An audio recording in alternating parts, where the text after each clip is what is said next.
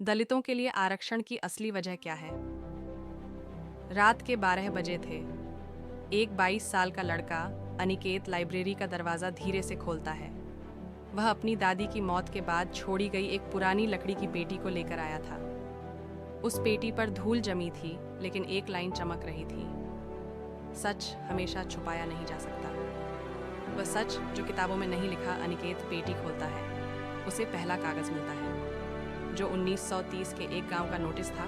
उसमें लिखा था, अछूत स्कूल के पास भी आए तो सजा मिलेगा।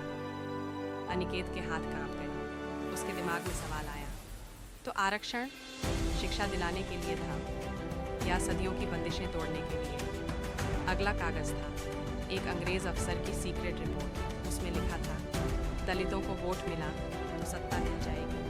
मतलब आरक्षण सिर्फ सामाजिक संघर्ष नहीं, सत्ता का कंपन भी था। लोग बराबरी से लड़ते थे। अगला कागज था अलग मताधिकार और फिर धोखा व कम्युनल अवार्ड 1932 की कॉपी, जिसमें दलितों को अलग राजनीतिक प्रतिनिधित्व देने का वादा था। उसी के नीचे रखा था पूना पैक्ट, जहां सेपरेट इलेक्टोरेट रद्द कर दिया गया था। इतिहास ने दलितों की आवाज को समझौते के नीचे दबा दिया। फिर समुदाय के भीतर के संघर्ष का एक पुराना पत्र मिला। उस व्यक्ति के बारे में लिखा था जो दलित होते हुए भी आरक्षण के खिलाफ खड़ा था।